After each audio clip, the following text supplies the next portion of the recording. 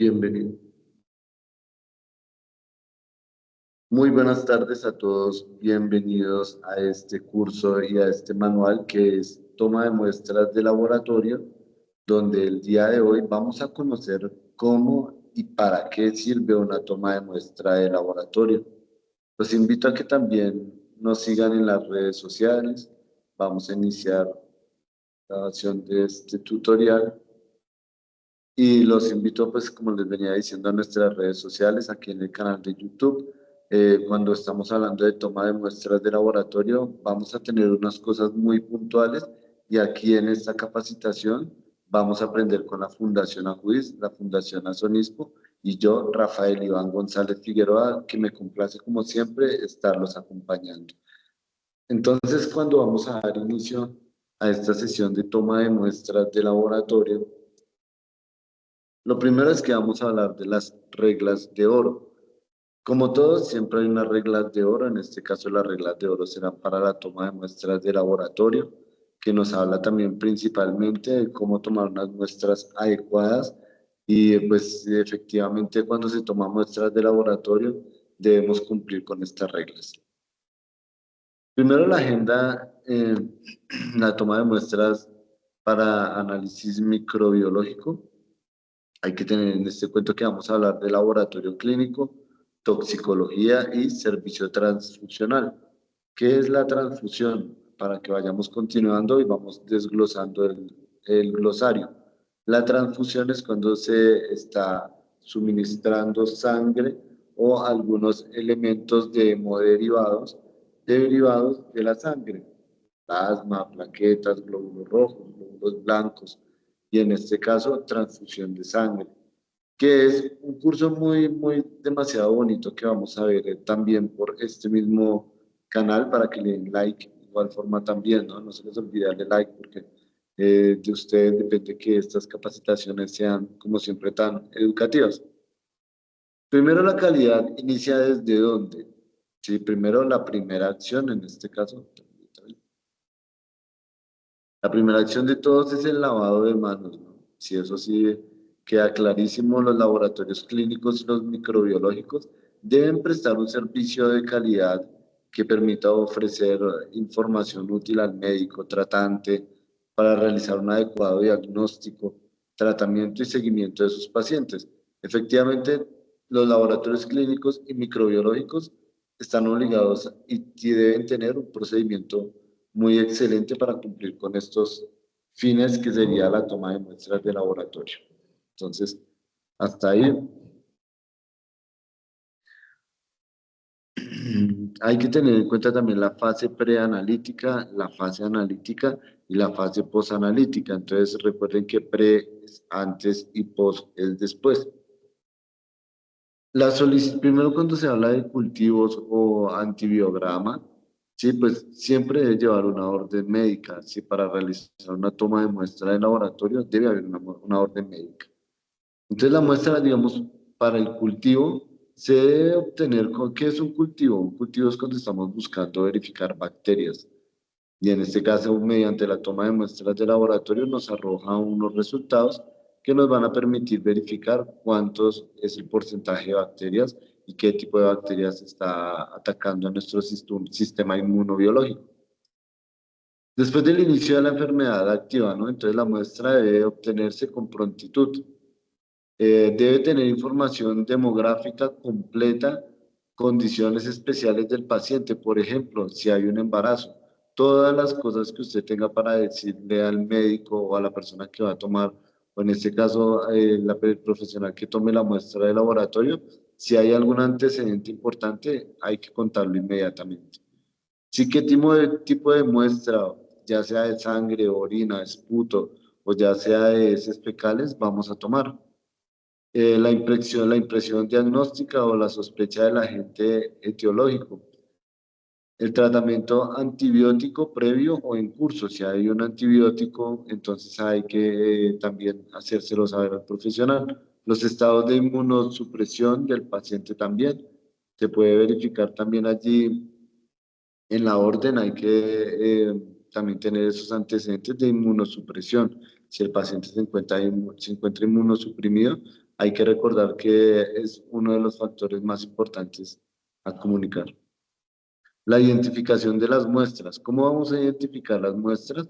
Primero que todo, hay que rotular todo tipo de muestras, siempre debe ir debidamente rotulado.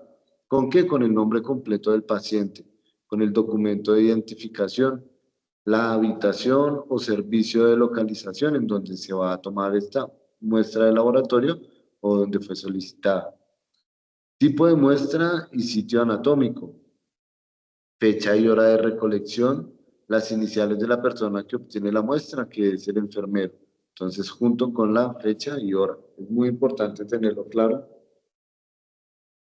De la secreción de herida quirúrgica se puede tomar también qué tipo de muestras, pues en este caso la secreción de herida quirúrgica abdominal, la biopsia de tejido de úlceras, el pie diabético, orina obtenida a través de sonda vesical permanente, que esa es la Foley, sangre obtenida a través de catéter venoso, central y etcétera. Sí, los centrales son catéteres que están permanentemente y eso debemos tenerlo claro, porque allí se pueden tomar los hemocultivos.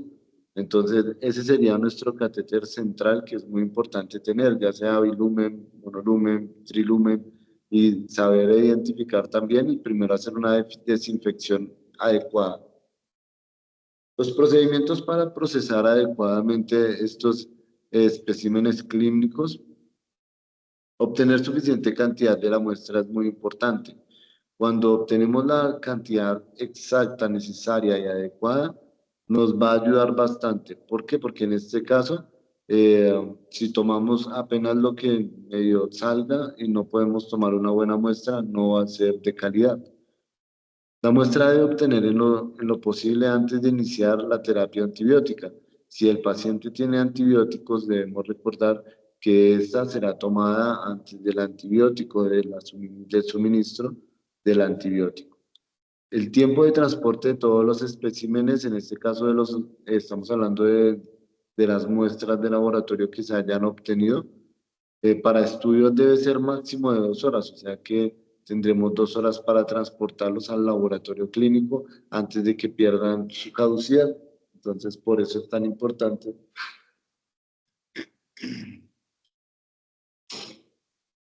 Bueno, los criterios de aceptabilidad o de rechazo de muestras, en este caso los criterios de aceptabilidad, cuando hablamos de aceptabilidad es de que no los van a aceptar. Los criterios pues son las reglas de oro o las reglas que debe cumplir para que estas muestras sean eficaces. Primero, cuando no tenemos, hay opciones también de rechazo, cuando no las tenemos marcadas o rotuladas adecuadamente, nos las van a devolver cuando la prueba está sin identificar.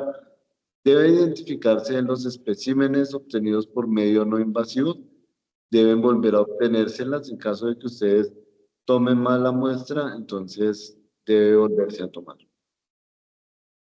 El transporte demorado, cuando hay un transporte bastante demorado, si en este caso, si usted se demora 1 hora de más de las 2 horas, va a perder caducidad, ¿sí? ¿Por qué? Porque pues, las células van a morir al no ser adecuadamente pues, llevadas las 2 horas, muy claro.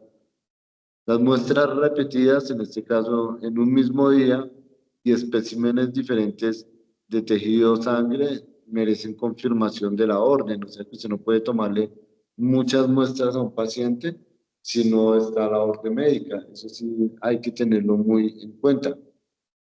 Espera, ay, qué pena.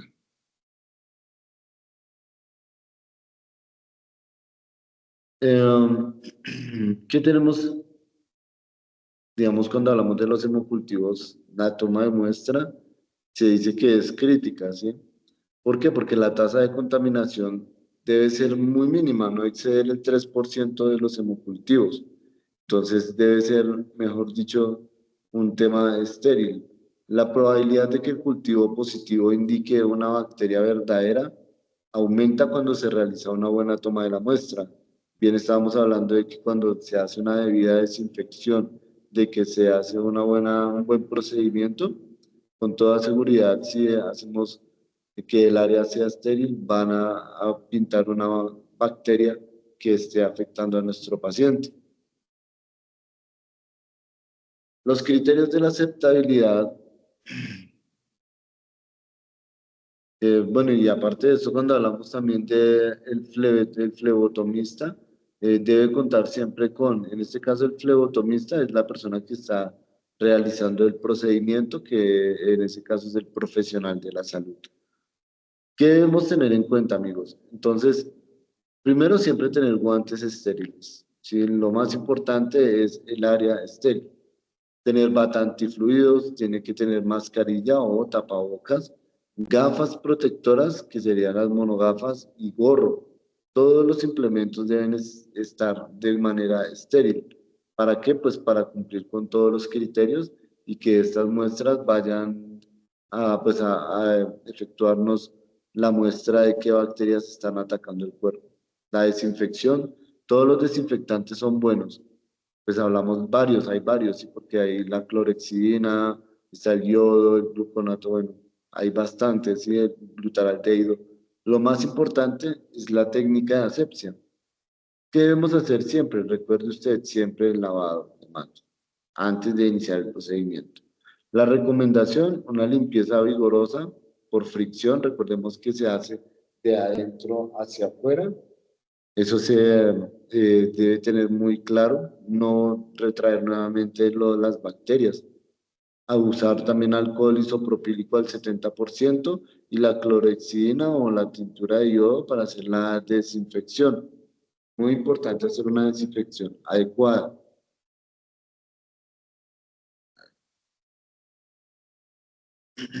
En este caso, antes de acercarse al entorno del paciente, digamos que en este caso el procedimiento para la toma de muestra siempre debe ser tener todo listo antes de ingresar al área. Si resulta que hay personas o habemos, cuando uno está aprendiendo, se le olvida algo, ¿sí?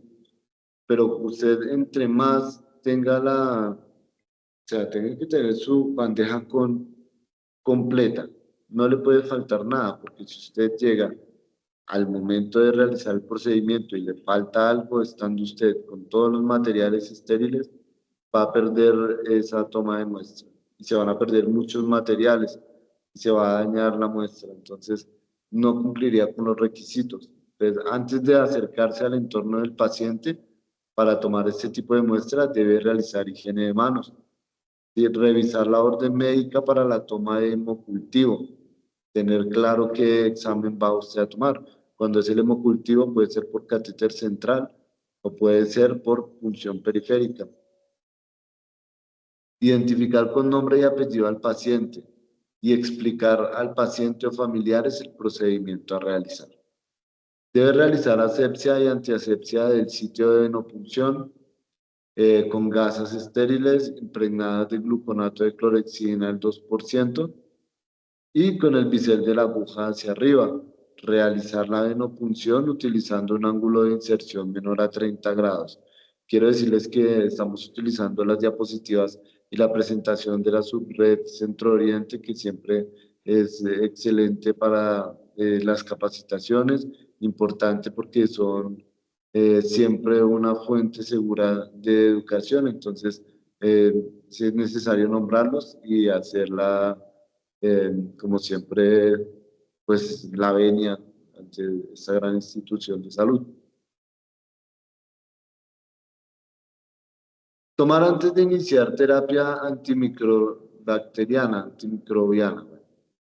¿Qué debemos hacer? Desinfectar la tapa del caucho de la botella utilizando alcohol isopropílico o alcohol. Si hacemos la desinfección de la botella, puede ser con un isopañol. En pacientes adultos, idealmente, se debe obtener un volumen mínimo de 20 mililitros por cada juego de hemocultivos. Estamos hablando de que cada juego, cada botella, deberá extraerse 10 centímetros cúbicos. Entonces, si son dos botellas por paciente, entonces debe tener cada una 10 centímetros de cúbicos de sangre. La tasa de aislamiento de patógenos obtenidos de hemocultivos aumenta con la cantidad de sangre tomada, evidentemente, ¿no? Por tanto, los hemocultivos pueden ser falsamente negativos si el volumen inculcado o colocado en la botella es insuficiente. Por eso es tan importante tomar los volúmenes adecuados. Cuando no llenamos la botella con suficiente sangre, entonces muy seguramente no nos va a pintar las bacterias adecuadas. No se recomienda la toma de un solo juego de hemocultivos en pacientes adultos. Pues se recomendaría llevar dos por si una no hace el efecto esperado.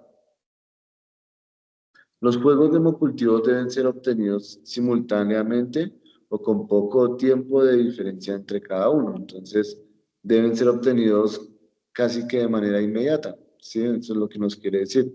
La toma de la muestra en intervalos de tiempo está indicada solo cuando es necesario documentar bacterias continuas en pacientes con sospecha de endocarditis infecciosa.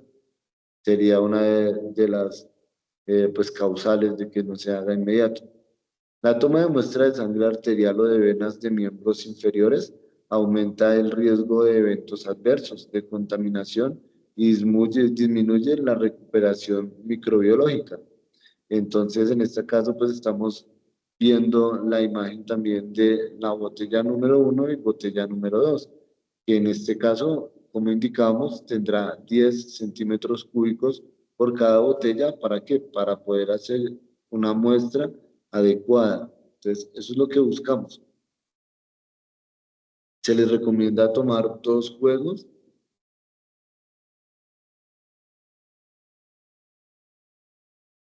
de dos sitios anatómicos diferentes. En este caso podrían ser los miembros superior e inferior. Serían dos sitios anatómicos distintos. Y la toma de muestra de hemocultivo debe ser realizada por el personal de mayor experiencia con este tipo de procedimientos. A veces es muy importante la experiencia, en realidad. Sí, cuando usted tiene experiencia, puede actuar de manera más eficaz. Por eso se recomienda siempre llevar una práctica adecuada. Si cuando hacemos una práctica adecuada, estamos haciendo un procedimiento adecuado. Por eso es tan importante que se haya la práctica. La toma de hemocultivos pediátricos en neonatos y prematuros se recomienda tomar dos juegos, cada uno con un volumen de 0,5 mililitros. Entonces ya es mucho menos, ¿no? Ya no son 10 centímetros cúbicos, sino 0,5 mililitros. En lactantes o niños, el volumen óptimo de sangre que debe extraer no ha definido con absoluta certeza, pero pues normalmente pueden ser 2 centímetros cúbicos o 1 centímetro cúbico, que sería como lo ideal, ¿sí? Porque pues para los neonatos o prematuros 0,5 es la mitad de 1 centímetro cúbico.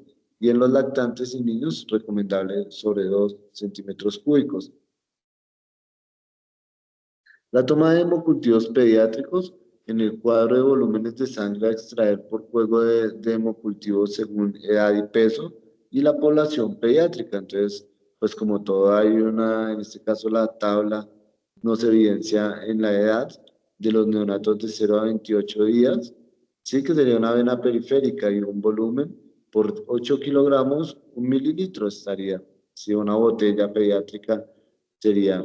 Y para niños de ya 1 año, 3 meses, 3 años, 36 meses, 4 años, son venas periféricas.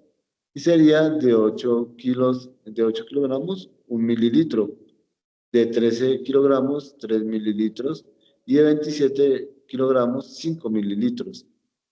Y así sucesivamente a los ya 17 años ya puede ser un paciente considerado joven adulto o un adolescente, entonces ya puede ser el de 27 a 40 kilogramos, 10 mililitros por cada botella. Entonces, ese es el rango que nosotros tenemos que también mirar en la tabla de cómo se maneja la toma de los hemocultivos. A veces no lo sabemos, pero es importante tenerlo muy claro, ¿sí? Porque todos nos les puede sacar la misma dosis de sangre. Entonces, cuando revisamos la tabla, es muy importante que nos damos cuenta que según kilogramos, según peso, modifica entonces los kilos y los mililitros. Es muy importante revisarla. Bueno, una vez terminado el proceso de venopunción, debemos retirar los guantes y realizar el higiene de manos. Sí, no cambiar la aguja para envasar la sangre en dos frascos colectores. Limpiar el tapón del frasco colector con alcohol antes de puncionar para envasar la muestra. Sacar las botellas incluyendo, pues entonces el sitio de toma, la hora de realización del procedimiento. Siempre marcar las botellas, ¿sí? Eso es lo más importante. Cuando usted marca las botellas, no se va a perder, ¿sí? Porque usted tiene que marcar una y dos, ¿sí? Son dos botellas. En una busca tomar unos resultados y en otra otros. Entonces, ¿cómo los podemos marcar? Con el sitio de la toma, la hora de realización del procedimiento. El sitio de la toma, recuerden que es la, ¿sí? Entonces, la, eh, bueno, digamos, el sitio de la toma se podría decir que es el catéter central o periférico. Entonces, usted debe especificar de qué sitio la tomó.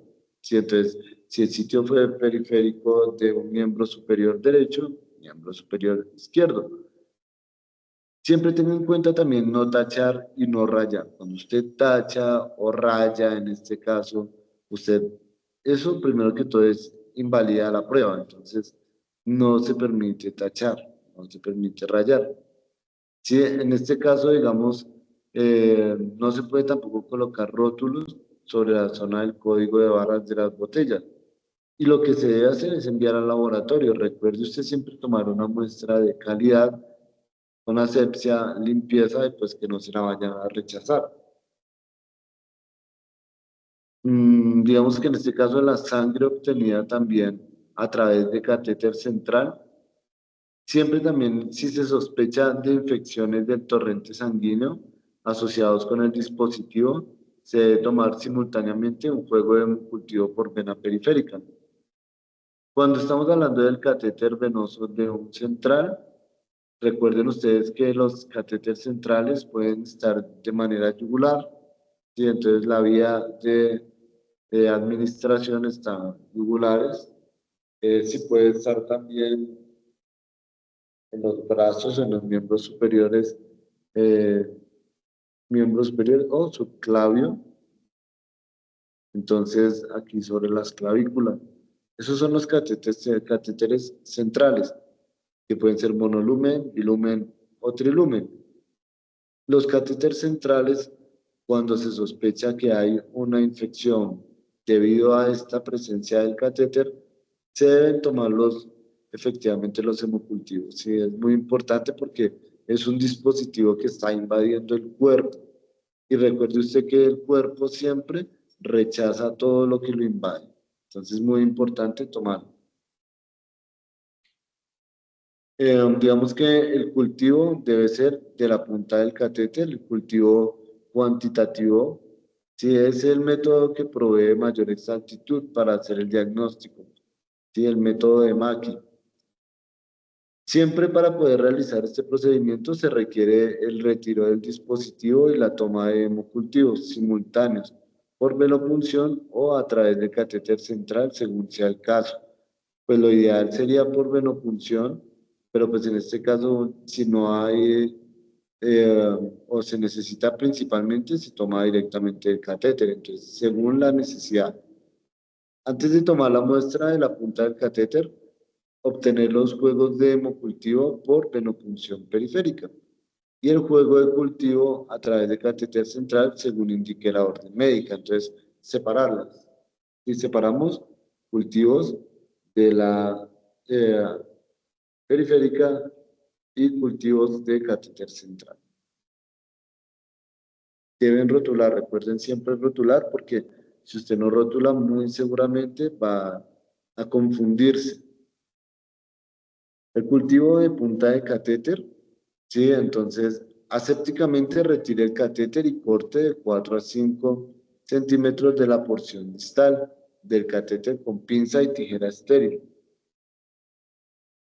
Colóquelo inmediatamente en un tubo estéril.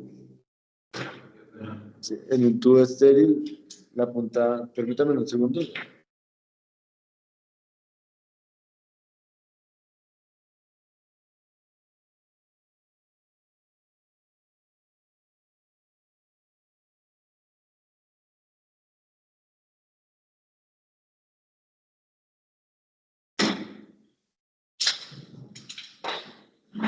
La punta de catéter no deberá ser puesto en solución salina o medio de transporte.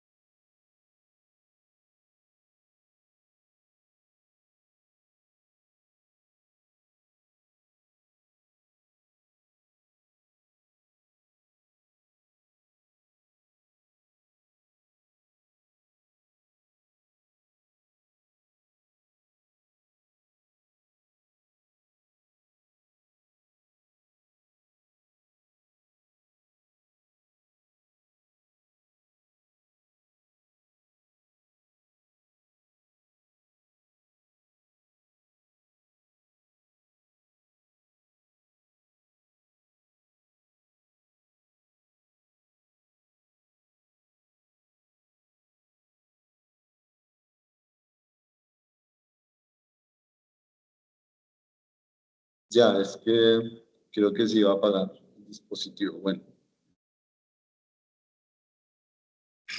¿qué tenemos que tener en cuenta, mis queridos estudiantes también? A veces nos perdemos cuando no marcamos bien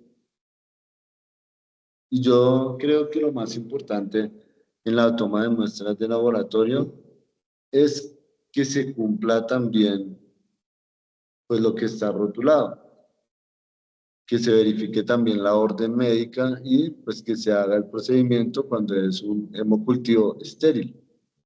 Entonces, ¿qué debemos continuar, digamos, verificando los cultivos? Entonces, un hemocultivo, como aquí vemos en las imágenes, en el laboratorio clínico, nos debe pintar unas bacterias y en este caso, pues, si nosotros tomamos bien la muestra, muy seguramente vaya a mostrar un buen resultado. Por eso es tan importante tomarla de buena manera, que sea de calidad, como bien hemos venido diciendo, ¿no? La toma de muestras urinarias, en este caso una toma de muestra urinaria, muy común pues para todos, ¿no? Porque en este caso todas las personas que a medida van en aumento de los pacientes de terapias renales han venido aumentando considerablemente. Entonces el personal del laboratorio debe entregarle al paciente las instrucciones para la toma de la muestra de orina de forma clara y sencilla. Entonces, ¿qué vamos a tomar? La vamos a tomar en un recolector de orina, ¿sí?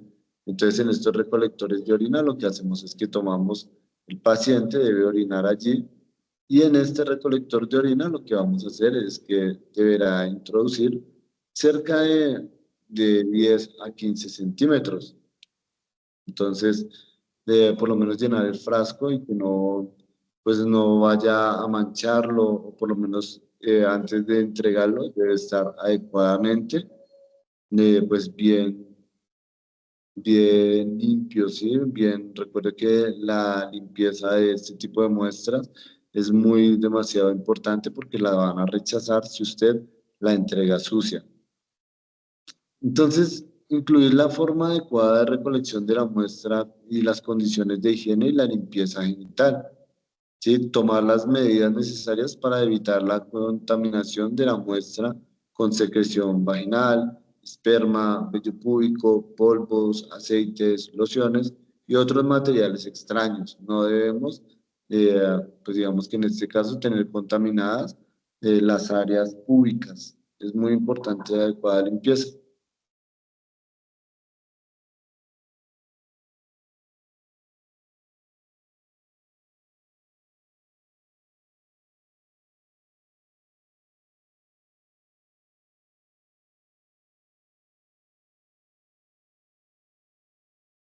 Por eso es tan importante, pues, los urocultivos, tenerlos adecuadamente, pues, siempre hacer una limpieza adecuada, ¿sí? Evitar que los pacientes, en este caso, vayan a tener algo que puede afectar la muestra. Y los urocultivos, esperen un segundo.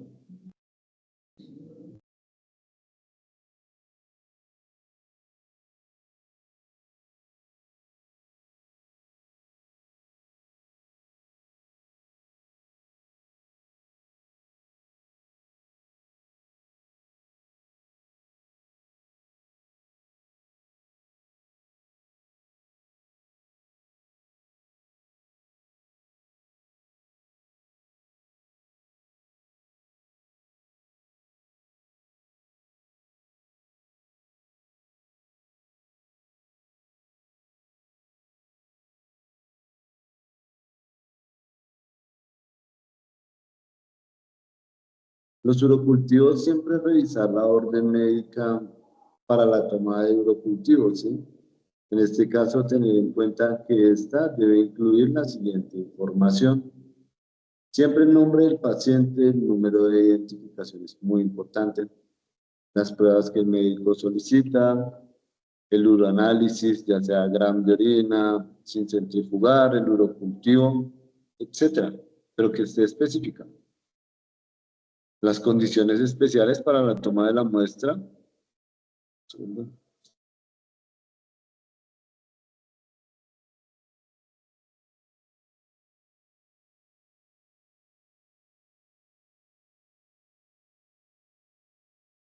Las pruebas, digamos que el médico solicita, ¿no? Entonces, las condiciones especiales también para la toma de la muestra, que sea la primera orina en la mañana o la orina aleatoria. Entonces, eso es lo que tenemos que verificar. Y entonces, que cumpla con los requisitos. Las condiciones especiales también, pues el nombre del médico siempre debe estar en la orden médica y será el especialista que esté con el paciente. ¿Y quién solicita la orden?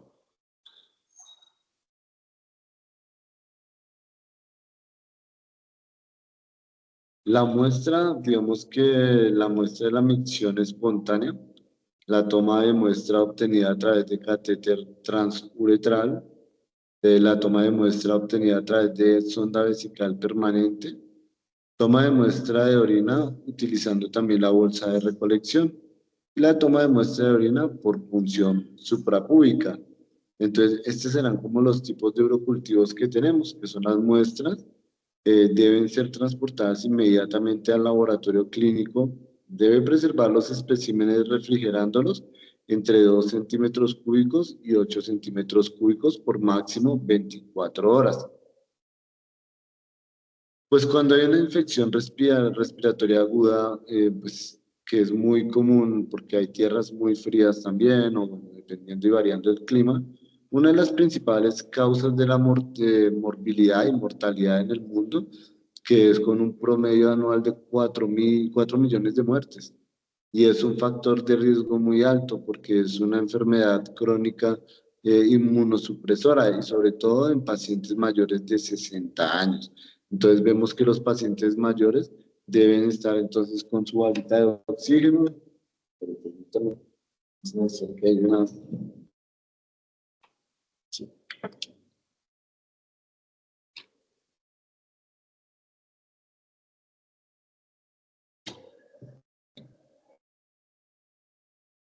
Y la balita de oxígeno, digamos que los litros, siempre ese tipo de pacientes por edad, por factor de edad, tienen riesgo a este tipo de infecciones respiratorias.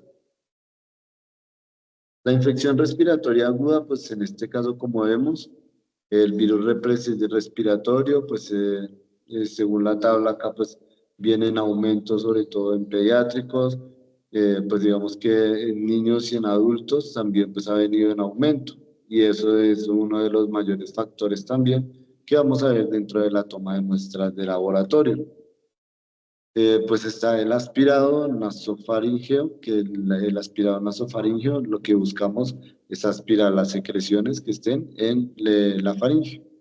El frotis orofaríngeo que se hace mediante un aplicador y con estos aplicadores logramos recolectar las muestras. El lavado broncoalveolar, la aspirado también transtraqueal, Digamos que una de la mortalidad también del aspirado nasofaríngeo, hay que tener en cuenta que es hasta 6 horas posteriores a la muerte, a cortes de tejido de aproximadamente 2 por 3 centímetros de pulmón. Bueno, ¿qué elementos vamos a utilizar? ¿Cómo los vamos a utilizar? Entonces vemos el hisopado, nylon o poliéster, vemos los aspirados, ¿sí? En este caso estamos, eh, muy importante tener ya todo listo y conectado cuando vayamos a hacer la muestra, ¿sí? Entonces todo de manera estéril. Tomar 2 muestras evidenciando claramente presencia de moco o en este caso en los que se pueden llamar los hisopados, pero pues se le llaman también los aplicadores, entonces como usted los quiera llamar. Pero pues, ¿qué vamos a hacer? Vamos a tomarla y vamos a untar de esa mucosa que es la que necesitamos segregar. Bueno, ¿yo qué hago? Envío y conservo también, pues en la conservación de las muestras. Hay que tener claro que la temperatura es de 4 centímetros a 8 centímetros cúbicos y es dependiendo de qué, la semana o los meses que vaya, pues en este caso, a durar el transporte de las muestras. Todo tiene una vida y una caducidad, entonces las muestras también tienen tiempo de muerte de las células. Entonces, por eso es muy importante mantener la cadena de refrigeración, la cadena de frío, mantener el transporte adecuado y los tiempos adecuados para que estas muestras no vayan a perder su vigencia. El procedimiento para la toma de muestras del tracto respiratorio superior e inferior, sí, que es la toma de muestras de aspirado traqueal. El aspirado traqueal es utilizado como una estrategia para determinar el agente etiológico en pacientes con neumonía. La toma de muestras de lavado broncoalveolar, cepillado broncoalveolar o lavado bronquial se encuentran indicados en diferentes patologías de acuerdo a la sospecha clínica o en casos donde el esputo no ha sido conclusivo y se continúa con sospecha de infección bacteriana, fúngica o viral del tracto respiratorio inferior o para el parenquima. Hay que tener muy claro si esos hisopados generan algo de incomodidad, es cierto, y pueden doler. Lo que usted tiene que es inmediatamente tratar de hacer el procedimiento sin lastimar al paciente, todo y cuando usted va a invadir la zona, zonas que son muy sensibles. Entonces es muy importante saber cómo hablarle al paciente e indicarle que le va a realizar este procedimiento. El hisopado rectal es una de las también muestras de laboratorio que con eficacia nos presenta qué tipo de bacterias como la E. coli y otras están afectando al paciente o el tracto digestivo. Primero, recomendado principalmente en pacientes pediátricos y adultos incapaces de recolectar una muestra de materia fecal. Esa es como la última opción porque cuando usted le piden una muestra de materia fecal, usted la puede hacer de manera voluntaria, pero cuando el paciente no, pues está mediante sus propios medios generando estas muestras o sí, pues estas micciones y defecaciones, entonces toca que nosotros como profesionales de la salud les ayudemos a tomar las muestras. Es recomendado también para la detección de Neisseria, Borronea, Shigella y Campylobacter. Y pues también igualmente, como les decía, estas muestras también generan dolor, incomodidad, es bastante complicado, pero pues nosotros tenemos que hacer de este un procedimiento que sea humano, tranquilo, que a la gente no le genere tanto dolor, tanto trauma, ¿no? Rotar suavemente el escobillón para obtener la muestra. Se recomienda enviar al laboratorio durante la primera hora, luego de la recolección a temperatura ambiente. Esta nos llevará cadena de frío. Las muestras deben ser conocidas también y ser evaluadas por el tiempo de frío, cadena de frío o si es a temperatura ambiente.